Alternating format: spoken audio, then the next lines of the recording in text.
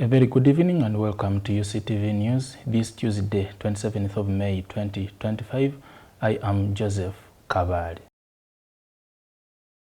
Now, Farida Nambi Chigongo, the petition of the Kawempe North Parliamentary by-election case, has urged Elias Luyimbazi Nalukola not to appeal the High Court's decision that nullified his election. Nambi expressed full confidence in the High Court's ruling, pointing to what she described as overwhelming evidence of illegal campaign activities and over disenfranchisement during the hotly contested Kawempe North by-election polls. I would wish for them to accept because we have also accepted, or other parties have accepted when they have won their cases. I am not a legal person, or I don't serve in that sector, but when my lawyers explained to me the gravity of the case, this is a solid case. Whether you take it to the Court of Appeal, whether you're going to take it to the Supreme Court, it is a matter of law.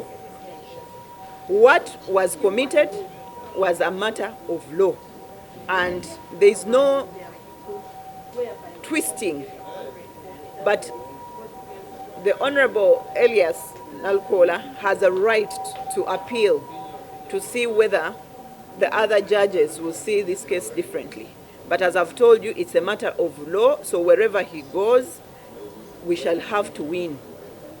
We shall have to win because my petition, the issues within my petition are of high gravity. They are offenses, they are areas of non-compliance with the Parliamentary Elections Act. You can't change that. So, we started a month ago, and for us, we had all the witnesses, including the witnesses he thought that he had bribed when we submitted them to court. And it is us that brought them before the courts of law. And when we asked him to bring them, they were nowhere. You people, you were in court. You know exactly what transpired. So, for me, I really thank the judge, Bernard Namanya, for answering positively to my petition, for showing that my petition had legal grounds, for answering to most of what I requested for, except the issue of costs, which eventually, by the way, will also have, I'll appeal against that. Because I used my money in the elections. I'm going to use my money in the next election or by-election. They're going to prepare. I used money in the legal fees. So, we want justice, and we got justice in the High Court, and I thank God for that. I'm sorry, yesterday I was in Masaka burying my brother. That's why I couldn't even get myself, even if you had correspondence in Masaka, to talk to them. I was undergoing that difficult moment. But I'm very, very, very, very glad because I've been vindicted, and I actually also couldn't believe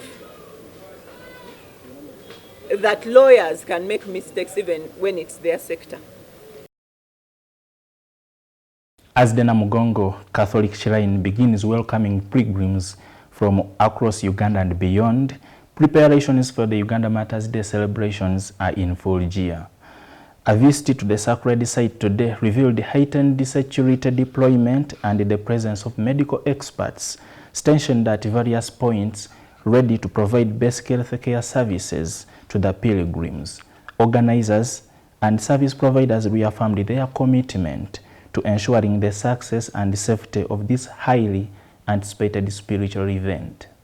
While the 3rd of June nears for the celebration of the Uganda Matters at Namugongo Catholic Shrine, we visited the venue today to see the preparations for this big event.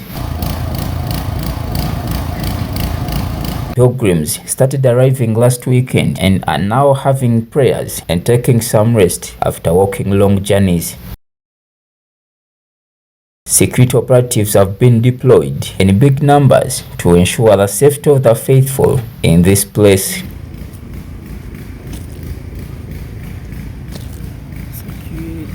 Sound system is being installed around the entire premises of Namugongo Catholic Shrine to ensure that everybody will be able to hear what is going on. Tents where different services will be, for example, food and refreshments, have also been installed.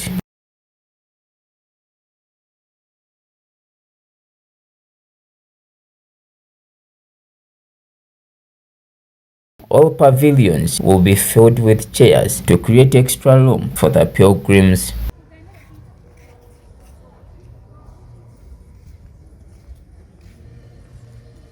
M. Frank, Uctv News. So we are here to offer first aid to our pilgrims.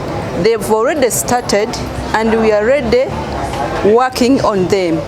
And we have all the drugs that we shall give to those sick people who need our help. However, we are just giving a first aid and we have a referral system too. If someone needs to be attended to maybe by the hospital, because here right now we don't have the machines with us. We are working under a tent donated to us by Centenary Bank. This is not a hospital. We are just offering first aid. However, we don't have to say that someone with this don't come, someone who's maybe this don't come. Like I said, we are working with Zai Hospital and we have 3 hospitals where we are going to refer our patients. That is Mulago, Nagulu and the Chila Health Center, a government facility. Now the Uganda Matters are remembered with a legacy of unwavering faith and sacrifice that continues to inspire generations. According to J.J. Semanda, a member of the publicist and communications team in Lugazi Diocese, the Matters demonstrated extraordinary love and commitment to God despite their youthful age. Semanda urges the faithful to emulate the courage and devotion of the Matters, noting that their example remains unmatched in today's world and serves as a powerful call to a deeper faith. The Uganda Matters legacy through the eyes of Lugazi faithful J.J. Semanda from Seta Parish in Lugazi Diocese, who is on the Publicity and Communications Committee, shares his understanding of the Matters legacy. Our understanding of the Uganda Matters. I should be telling you, wherever you are and you are watching us, there is no bigger gift Uganda will ever get in terms of faith that is going to equal in modern times the Uganda Matters. Why? I needed to tell you this. Not in 1879, that's when the missionaries came to Uganda. 5 years down the road, 5 years down the road, I repeat, 5 years down the road, the Uganda Matters had already deepened their faith to a point of sacrificing their lives for Jesus and for faith. Just 5. He challenges the faithful to take a second and think about the age of the Martyrs who died for their faith at a little age. Second, I want you to meditate and make research on the age of the Uganda Matters. When we talk of the Uganda Matters, some people think they were old men because of a feeling and a thinking that religion is for the old. No. Look at Kizito, the youngest. By the way, the average age of the Uganda Matters, you will be surprised they were in teenagers. Teenagers. That's why this time round Lugazi is unveiling a new leaf where we are convening all schools to have a special meditation mass and a moment to think about the Uganda Matters in their own context as the youth, because most of the Uganda Matters were youth. Having had a new pope this year, he believes that this is an extra blessing for their diocese and the Catholic Church at large. We are blessed. As we celebrate Uganda Matters Day 2025, the Catholic Church has a new pope. A new pope. His Holiness, Pope Leo the 14th. Now, I want you to relate history. Pope Leo the 14th, why the 14th? his predecessor, I mean Leo the 13th, it was during Pope Leo the 13th's reign that the missionaries came to Uganda. What does it mean? What does it mean? It means in 1878, that's when his reign began. In 1879, the missionaries came to Uganda. So we are celebrating both. We are celebrating both. Without the Uganda, the missionaries, we wouldn't have had the Uganda Matters, maybe. So, from a layman's perspective, a lay believer's perspective, always meditate on your faith and meditate on the theme that was chosen by our ordinary. Oh Lord, help me see again, I, your pilgrim of hope. Please have a personal meditation on this theme of the Uganda Matters 2025, organized by Lugazi Diocese. M. Frank, Uctv News. Catholic faithful from across Uganda and beyond have begun arriving at the Namugongo Matters Shrine, each bringing heartfelt prayer intentions and a deep sense of devotion. While some are making the pilgrimage for the very first time, many are returning pilgrims, moved by personal testimonies and miraculous encounters they attribute to the intercession of the Uganda Matters. Their stories reflect unwavering faith and the profound spiritual significance this sacred journey holds in their lives. Vira Busia, Diocese ya Yetororo. Najja wano last week. Era nakajira wano emirundi 5 kakati naze kusabirako ku maka gange tukizo bwa kabiri ebiro 20 ati twaika twizuro mu muhanda twizaje Rwanga tukumire ati twikiro mu mwanya gwa Namugongo sayisa tunishweka udasisi yakasese gono mulundu gwa kunanga nzijeno ate wano bomonsanga kakati kyendese ze kusima ebinkoleddwa wano binge byensaba byonna bimbifunye bulungi mukka sina tabu kyokka byonna mbifunye mukazi wange wuyo wempeta munamukomyawo nali mugobye kakati nadda ekindese wano kwe kwebaza banga nalwalako Parkinson disease okukankana nene nsaba kaloli lwanga abajulizi ba Uganda batuukirivu kati wende at least siri bubi nnyo temanyi okusaba kwange kuwulizika Vide Chikungwe muluka gwe Matale Diocese ye Kalizo kale kusinzira ku byenzenda abantu abajje Namugongo enja ekyukakyuka ebaawo nange nasikirizibwa ng'omuntu nenga kanneebonereze ntambule ngendeke Namugongo ndabe watwasimbula ewaffe nga 2 netujje eno twajja tutambula mpola ate ekyomukisa omulungi Mukama n'atusobozesa ne tutuuka wano. Tuva Tororo tambudde ennaku 5 kutuuka wano tutambulira abantu 3 tuze kusaba twagala Mukama tuwe mukisa tuddeyo nga tulina omukisa. Era siyinza kukosa obutajja eno buli mwaka nzijja bannange mbalekayo nze n'entambula n'enzijja nendeka amaka gange n'abaana bange n'ebintu byonna. Ewange sirina musajja naye wenzije okubonaabona tekuliiwo kasita nva eno ndinga avuddewo na buli kimu. I work from Rohinda's pub. This is my first time to be here. I've come to repent. Mubara naffe tuze kuramaga bosa twadde omukisa kugamba tujje natwe twenenyemu okushaba nukurungi kurumu washaba Ruhanga nakura wiguza nakwigura Ruhanga na haburi yomwe abani munyankoro abani muganda Ruhanga natugabira nambwe ntatwaruhukire nambwe ntature ntuza kuronda rangi. On our Uganda Matters feature, we bring you the story of Saint Adolphus Mukasa Ludigo, the patron of farmers and herdsmen.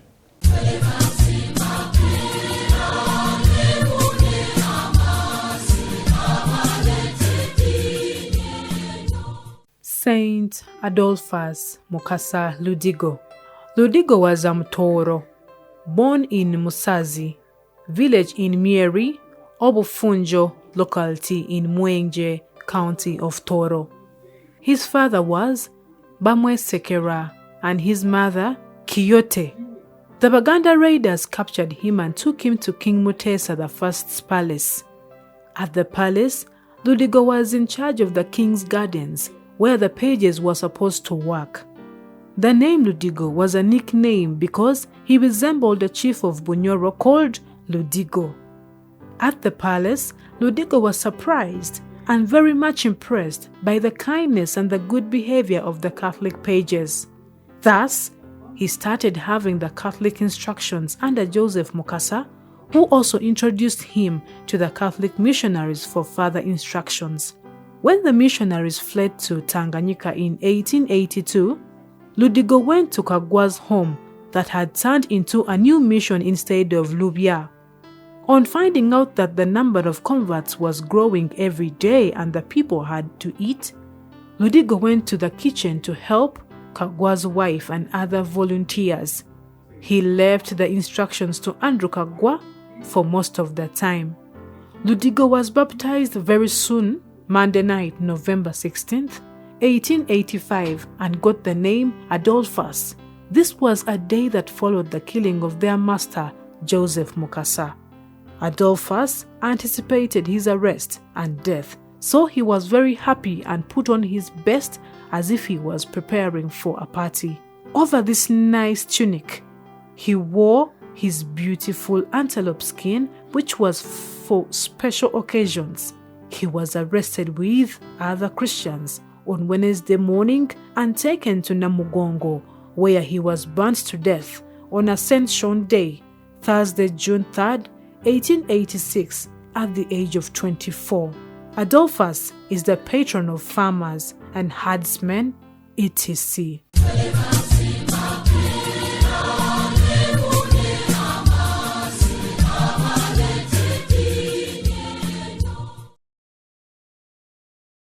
Thank you for watching UCTV News. It is time for Today in History.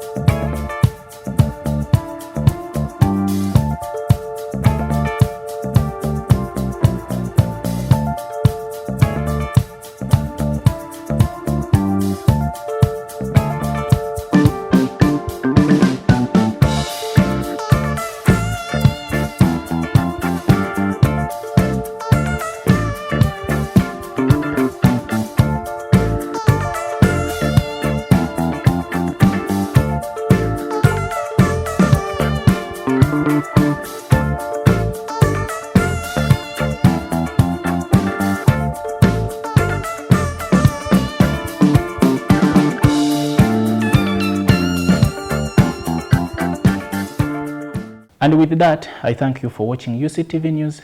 I am Joseph Kavali and wish you a lovely evening.